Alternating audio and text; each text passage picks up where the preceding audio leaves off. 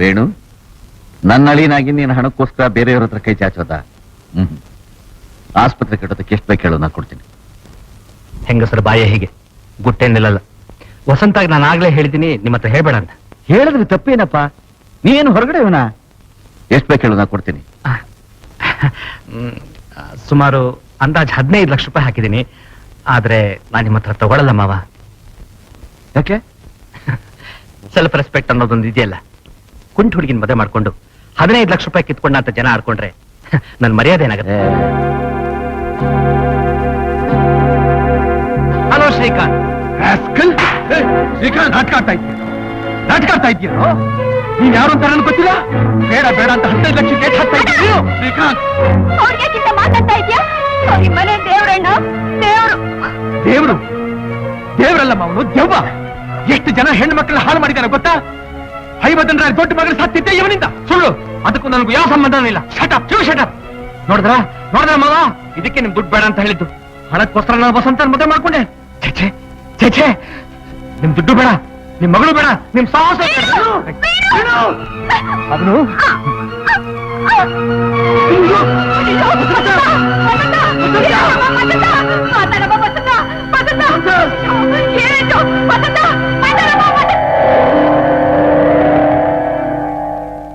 ಅಪ್ಪ, ವೇಣು ಮಾತ್ ನಿಜ.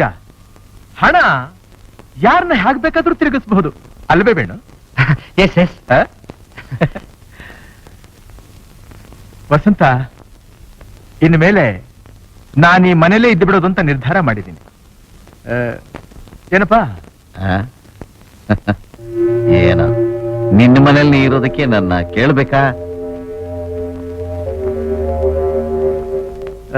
ವಸಂತ, ಇವತ್ತಿನಿಂದ ನಾನು ನಿನ್ನೆರಡು. ನೀನ್ ಸಂತೋಷವಾಗಿರೋ ಹಾಗೆ ಮಾಡೋದೇ ನನ್ನ ಗುರಿ.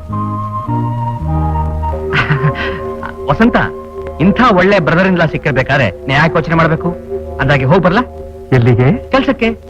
ಅಂದ್ರೆ ಡೊನೇಷನ್ ಕಲೆಕ್ಟ್ ಮಾಡೋದಕ್ಕೆ. ಓಹೋ, ಬಹಳ ಒಳ್ಳೆ ಕೆಲಸ. ಹೋಗಿದ್ ಬನ್ನಿ. ಮನೇಲಿ ದೊಡ್ಡವರು ಅಂತ ನಿಮ್ ತಂದೆ ಇದಾರಪ್ಪ.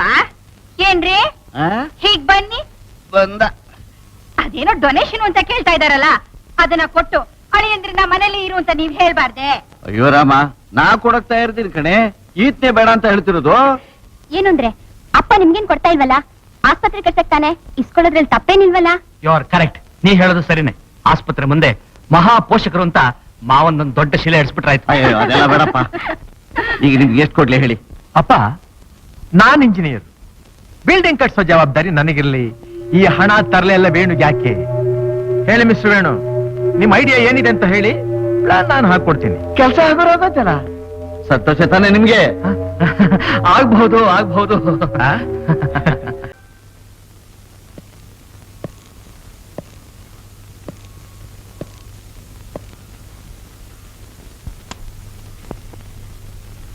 ಬಂದ್ಯಪ್ಪ, ಬಾ ಬಾ. ಈಗ ತಾನೇ ಬರ್ತಾ ಇದ್ದೀಯಾ? ಇವತ್ತು ಈ ಮುದುಕಿ ಜ್ಞಾಪಕ ಬಂತ ನಿಂಗೆ? ಚಿಕ್ಕನ್ನಿಂದ ನಿನ್ನ ಮುಖ ಮೂತಿ ಎಲ್ಲ ತೊಳೆದು ದೊಡ್ಡವನ್ ಮಾಡಿದ್ದಕ್ಕೆ ನನ್ನ ಮರ್ತು ಬಿಟ್ಟು ಈಗ ನಿಮ್ಮ ಅಪ್ಪನೇ ದೊಡ್ಡವನಾಗೋಗ್ಬಿಟ್ನಾ?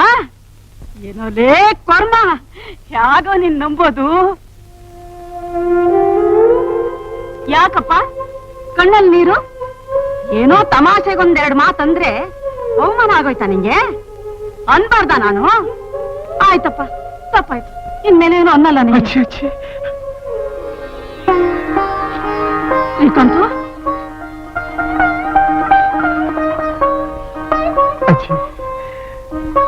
ನಿನಗಲ್ದೆ ನನ್ನ ದಂಡಿಸೋ ಅಧಿಕಾರ ಇನ್ಯಾರಿಗಿದೆ?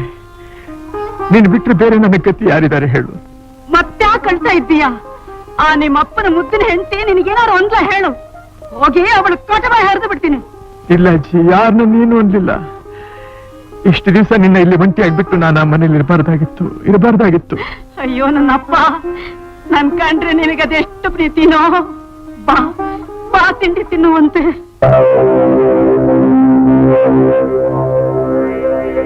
ಸರ್, ನಿಮ್ಮ ಅನುಮಾನ ಸರಿ ಹೋಯ್ತು. ಆ ವೇಣುನ ಬ್ಲಾಕ್ ಮೇಲ್ ಮಾಡ್ತಿರೋದು ರೋಹಿಣಿ ತಂಗಿ ನಳಿನಿ ಮತ್ತು ಆ ಡೇವಿಡ್. ಸರ್, ಈ ವಿಷಯ ವೇಣು ಗೊತ್ತಾಗ್ಕೊಡುದು. ನಿನ್ನಲ್ಲೇ ಇರಬೇಕು. Mind it. Okay sir.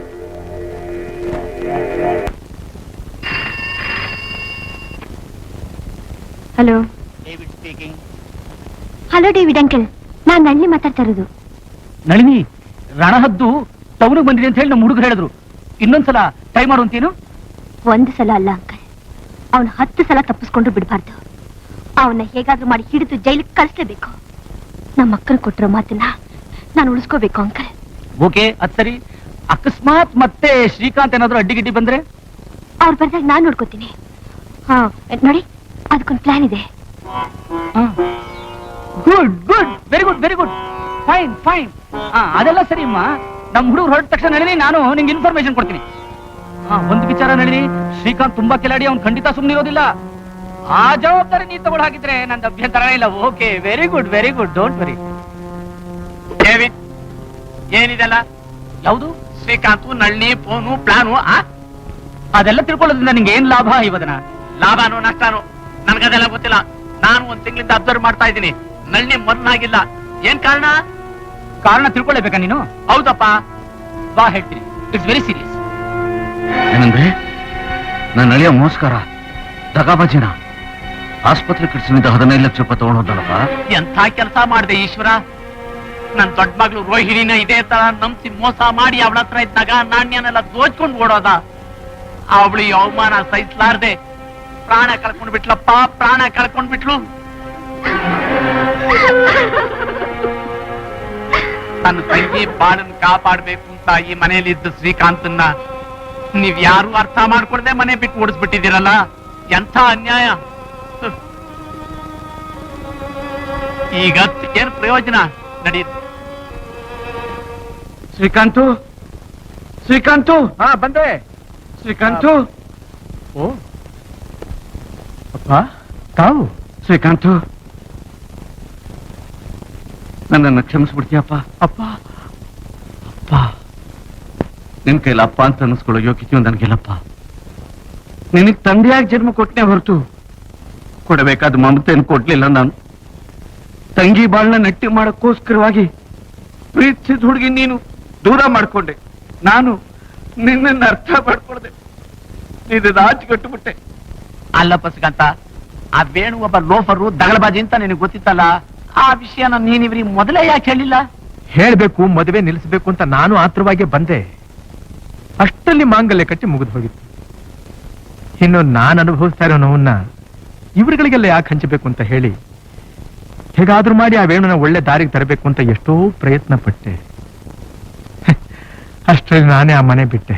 ಆ ಮನೆಯಿಂದ ನೀನು ಹೊರಗೆ ಬರೋದಕ್ಕೆ ನಾನೇ ಕಾರಣಪ್ಪ. ಹೆಸರಿಗೆ ನಿಮ್ಮಮ್ಮನ ಸ್ಥಾನದಲ್ಲಿ ನಿಂತೆ, ಆದ್ರೆ ತಾಯಿ ಮಮತೆ ಯಾವತ್ತೂ ತೋರಿಸ್ಲಿಲ್ಲ. ಅದಕ್ಕೆ ಪ್ರತಿಫಲ ಭಗವಂತ ನನಗೆ ಕೊಟ್ಬಿಟ್ಟ. ನನ್ನ ಮಗಳ ಕಾಲ್ ಕಳ್ಕೊಂಡು ಹಣದ ಆಸೆಗೆ ಒಬ್ಬ ಕಳ್ಳ ನನ್ನ ಮಗಳ ಕೈ ಹಿಡಿದು 15 ಲಕ್ಷ ರೂಪಾಯಿ ದೋಚ್ಕೊಂಡು ಮನೆಯಿಂದ ಓಡೋಟೋದ.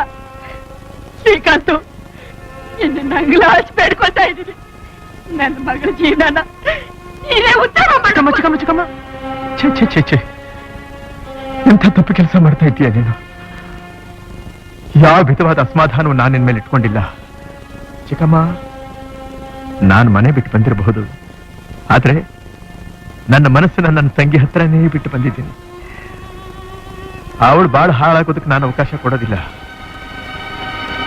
ಆ ವೇಣು ಎಲ್ಲಿರ್ತಾನೆ, ಎಲ್ಲಿ ಹೋಗ್ತಾನೆ, ಏನ್ ಮಾಡ್ತಾನೆ ಅಂತ ನನಗೆ ಚೆನ್ನಾಗಿ ಗೊತ್ತು. ವಾಟ್? ಆ ರೋಹಿಣಿ ಹೆಸರಿನಲ್ಲಿ ನಿನ್ನ ಬ್ಲಾಕ್ ಮೇಲ್ ಮಾಡ್ತಿದಾರ? ಹೌದು. ಡೋಂಟ್ ವರಿ, ಅದನ್ನ ನಾನು ಗಮನಿಸ್ಕೋತೀನಿ. ಯೋಗಿ, ಶ್ರೀಕಾಂತ್ ಆ ಮನೆ ಬಿಟ್ಟು ಹೋಗೋವರೆಗೂ 15 ಲಕ್ಷ ರೂಪಾಯಿ ನನ್ನ ಕೈ ಸೇರೋದಿಲ್ಲ. ನನ್ನ ಪ್ಲಾನ್ ಸಕ್ಸಸ್ ಆಗೋದಿಲ್ಲ. ಇವತ್ತೇ ಅವನ ಆ ಮನೆಯಿಂದ ಹೊರಗೋಗ್ಬೇಕು. ಅದಕ್ಕೂ ಒಂದು ಪ್ಲಾನ್ ಇದೆ. ಏನು?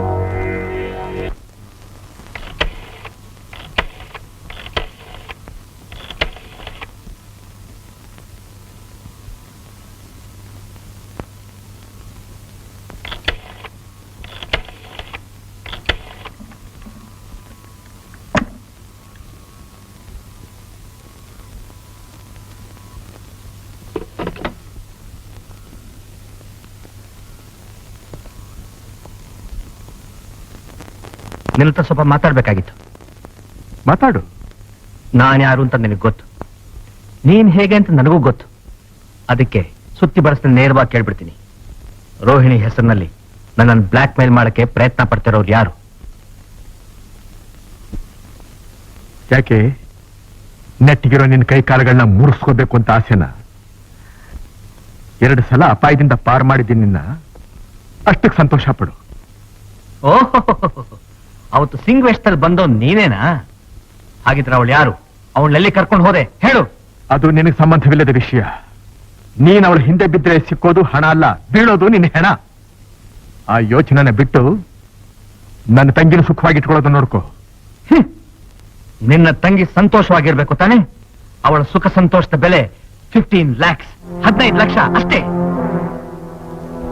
ಜಾಡ್ಸಿ ಒದ್ದೆ ಅಂದ್ರೆ ಮೈ ಮೂಳೆಲ್ಲ ಮುರಿದು ಹೋಗ್ಬೇಕು ಬಡವರ.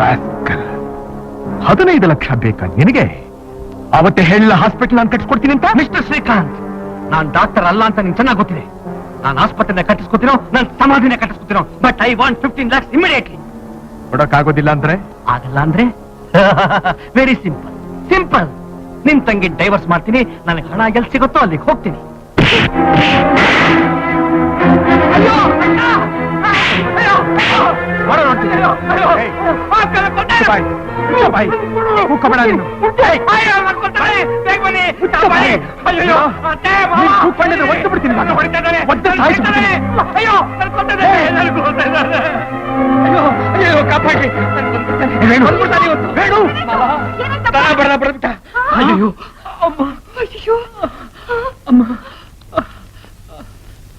ಶ್ರೀಕಾಂತ್, ಏನಿದೆಲ್ಲ?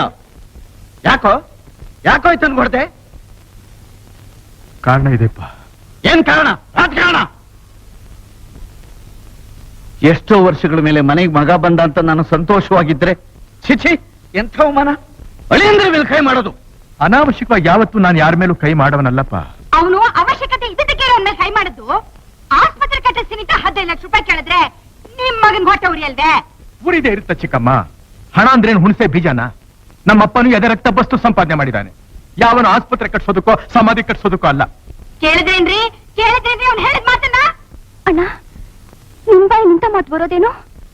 ಅವ್ರು ಮಾಡೋ ಒಳ್ಳೆ ಕೆಲ್ಸಕ್ಕೆ ನೀನ್ ಸಹಾಯ ಮಾಡಿದ್ರೆ ನಿನಗ್ ಪುಣ್ಯ ಬರಲ್ವೇನು? ಆ ಪುಣ್ಯ ನನಗೆ ಬೇಕಾಗಿಲ್ಲ ಅಮ್ಮ. ನೀನ್ ಸುಖವಾಗಿರೋ ನನಗೆ ಬೇಕಷ್ಟೇ. ಅಯ್ಯಯ್ಯಯ್ಯೋ, ತಂಗಿ ಸುಖ ಬಯಸ ಮೂತಿ ನೋಡು. ಬಂದ್ ಗಂಡುಗಳೆಲ್ಲ ಕುಂಟಿ ಕುಂಟಿ ಅಂತ ಮೂತಿ ತಿನ್ನಿಸಿದಾಗ ನೀನ್ ಎಲ್ಲ ಇದ್ದೆ? ಮಗಳು ಮದ್ವೆ ಆಗ್ಲಿಲ್ಲ ಅಂತ ನಾವ್ ಕಣ್ಣೀರ್ ಸುರಿಸಿದಾಗ ನೀನೆಲ್ಲ ಹೋಗಿದ್ದೆ? ಹಗಲು ರಾತ್ರಿ ನನ್ ಕಂದ ನಿರಾಸೆಯಿಂದ ನಿಟ್ಟುಸಿರು ಬಿಡ್ತಿದ್ದಾಗ ನೀನೆಲ್ಲಿದ್ದೆ? ಬಂದ್ಬಿಟ್ಟ ದೊಡ್ಡದಾಗಿ ತನ್ ತಂಗಿ ಸುಖನ್ ಬಯಸೋದಿಕ್ಕೆ. ಚಿಕ್ಕಮ್ಮ, ನಿನ್ ಬಾಯಿಗೆ ಸ್ವಲ್ಪ ಬೇಗ ಹಾಕ್ತೀಯ. ಮನುಷ್ಯನ ಅರ್ಥ ಮಾಡ್ಕೊಳ್ಳೋದು ಕಲ್ತ್ಕೋ. ಓಹೋ, ನನಗೆ ವಿವೇಕ ಹೇಳ್ತೀಯೇನೋ? ನನಗ್ ಗೊತ್ತು.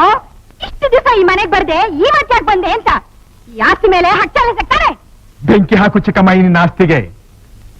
ಈ ನಿನ್ನ ಆಸ್ತಿ ನಿನ್ನ ಮಗಳಿಗೆ ಸುಖ ತಂದ್ಕೊಡುತ್ತೆ ಅಂತ ತಿಳ್ಕೊಂಡ್ಯಾ? ಅವಳಿಗೆ ಸುಖ ತಂದ್ಕೊಡೋದು ಅವಳ ಗಂಡನ ನಿಜವಾದ ವಿಶ್ವಾಸ. ವಸಂತ, ನಿಜ ಹೇಳು, ಸತ್ಯ ಹೇಳು. ನಿನಗೆ ಪ್ರೀತಿಯಲ್ಲಾಗ್ಲಿ ವಿಶ್ವಾಸದಲ್ಲಾಗ್ಲಿ ನಿನಗೇನ್ ಕಮ್ಮಿ ಮಾಡಿದ್ದೀನಿ? ಇಲ್ಲ ಅಂದ್ರೆ ನೀವ್ ಯಾವ್ದ್ರ ನನ್ಗೆ ಏನು ಕಡಿಮೆ ಮಾಡಿಲ್ಲ. ಈ ಮನೆ ನಿಮ್ಮನ್ನ ಆಕ್ಷೇಪಣೆ ಮಾಡೋ ಹಕ್ಕು ಯಾರಿಗೂ ಇಲ್ಲ. ಅಷ್ಟು ಹೇಳಿದೆಲ್ಲ ಸಾಕು, ನಾ ಬರ್ತೀನಿ. ಎಲ್ಲಿಗೆ ಹೊರಟ್ರಿ? ಎಲ್ಲಿ ಮರ್ಯಾದೆ ಬಾಳಕ್ಕಾಗತ್ತೋ ಅಲ್ಲಿಗೆ.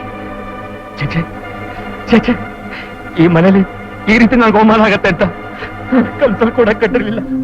ನೋಡಿ, ಏನೋ ವಿಷಯಗಳಿಗೆ ಆಗ್ಬಾರ್ದಾಗೋಯ್ತು.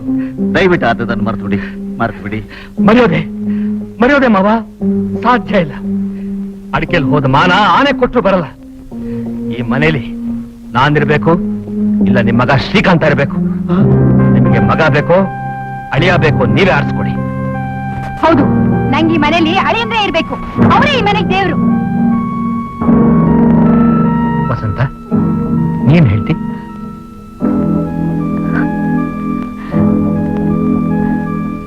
ನನಗೆ ನೀವೇ ಬೇಕು. ನಿಮ್ಮಿಬ್ಬರಿಗೂ ನಾನೇ ಬೇಕು. ಆದ್ರೆ ಮಾವನಿಗೆ ಮಾತ್ರ ಅವ್ರ ಮಗ ಶ್ರೀಕಾಂತನೇ ಬೇಕು. ಅಯ್ಯೋ, ಯಾಕಪ್ಪ ರೀತಿ ಹೇಳ್ತಾ ಇದ್ದೀರಿ? ನನ್ನ ಮಗಳ ಕೈ ಹಿಡಿದು ಪುಣ್ಯಾತ್ಮರಪ್ಪ ನೀವು ಬೇರೆ ಅಲ್ಲ, ನನ್ನ ಮಗ ಬೇರೆ ಅಲ್ಲ. ನೀವಿಬ್ಬರು ನನಗೆ 2 ಕಣ್ಣುಗಳಿದ್ದಾಗಪ್ಪ, 2 ಕಣ್ಣುಗಳಿದ್ದಾಗೆ. ಸರಿ, ನನ್ನ ಮಗಳಿಗೋಸ್ಕರ 1 ಕಣ್ಣು ಹೋದ್ರು ಚಿಂತೆ ಇಲ್ಲ. ನೀವಿದ್ದು ಬಿಡಿ, ನೀವಿದ್ದು ಬಿಡಿ.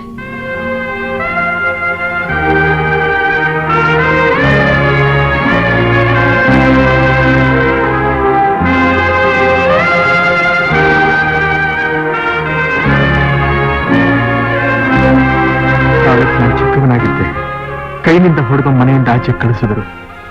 ಇವತ್ತು ದೊಡ್ಡವನಾಗಿದ್ದೇನೆ, ಅವ್ರಿಗೂ ಸಂಕೋಚ. ಮಾತ್ನಲ್ಲಿ ಹೊಡೆದು ಮನೆಯಿಂದ ಆಚೆಗಟ್ತಾ ಇದ್ದೆ. ಒಟ್ಟಿನಲ್ಲಿ ಮನೆಗೂ ನನಗೂ ಋಣ ಸಂಬಂಧ ಇಲ್ಲ.